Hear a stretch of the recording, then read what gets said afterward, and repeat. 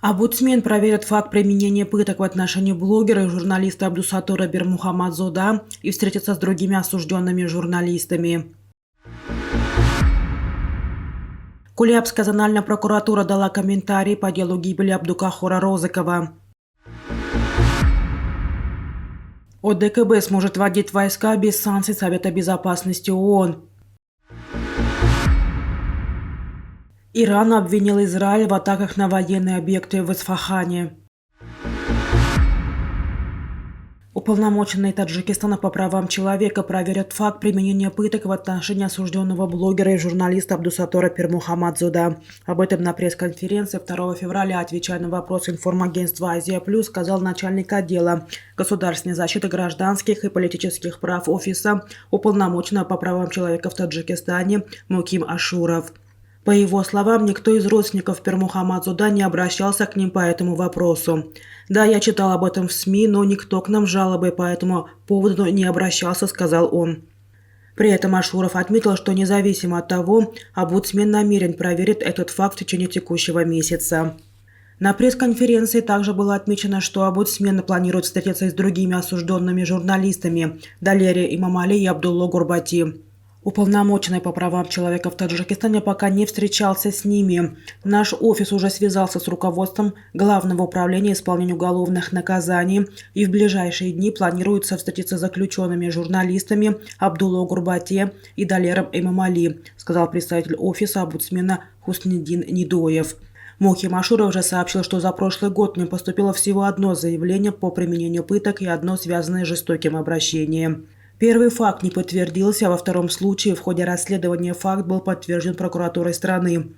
В отношении причастных к этому случаю лиц были применены дисциплинарные меры, объяснил Ашуров. Кулебская зональная прокуратура дала комментарий по делу гибели местного жителя Абдукахора Розыкова, который был задержан сотрудниками ОМВД в ночь на 3 января и скончался при невыясненных обстоятельствах. Бахадур Джурахон, прокурор Кулебской зональной прокуратуры, сообщил 1 февраля, что в связи с произошедшим инцидентом, который вызвал акции протеста населения, обвинению в превышении должностных полномочий предъявлено 3 сотрудникам милиции. Одних из них находятся под арестом, 2 других под подпиской о невыезде до окончания следствия.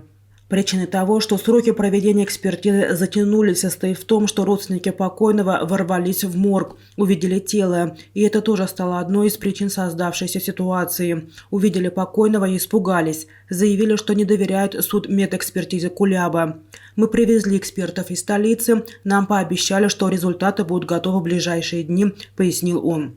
Десятки жителей Кулеба 3 января собрались у городского морга и потребовали привлечь к уголовной ответственности милиционеров, виновных в смерти Розыкова. В противном случае, предупредили они, акции протеста будут продолжаться, и они не заберут тело из морга. Смерть Розыкова вызвала острый резонанс в социальных сетях.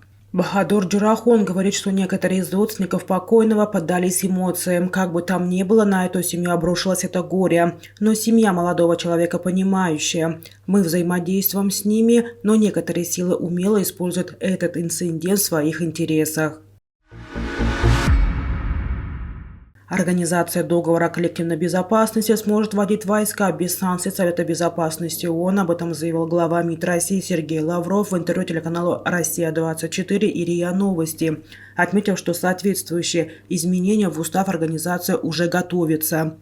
Сейчас по предложению Казахстана мы вносим дополнение в это соглашение, потому что в нем сказано, что миротворческие силы ОДКБ развертываются по согласованию и санкций Совета Безопасности ООН, сказал Лавров. Он объяснил, что ОДКБ считает избыточным это положение, поскольку для ввода миротворцев достаточно просто легитимного правительства, как это произошло в январе 2022 года во время беспорядков в Казахстане. Мы сейчас соответствующее дополнение вносим в миротворческую договорно-правовую базу Организации договора коллективной безопасности, что повысит, конечно же, ее эффективность, подчеркнул он. Постпред Ирана при ООН Саид Иравани заявил, что ответственность за атаку на объект Минобороны в городе Исфахан несет Израиль. Об этом он написал в письме председателю Совета Безопасности ООН. Первоначальные расследования показали, что ответственность за террористический акт на объекте Министерства обороны в городе Исфахан несет сионистский режим. Действие этого режима нарушает международные законы и потому осуждается, сказано в письме Саида Иравани. Его приводит иранское агентство ИСНА. 28 января неизвестные дроны нанесли удар по военному объекту в Исфахане. Официально ответственность за атаку никто на себя не брал. СМИ потенциальными организаторами атаки называли Израиль, США и Украину. США проверила свою причастность. ИСНА сообщала, что власти Ирана определили производителя дронов. Его название не приводилось.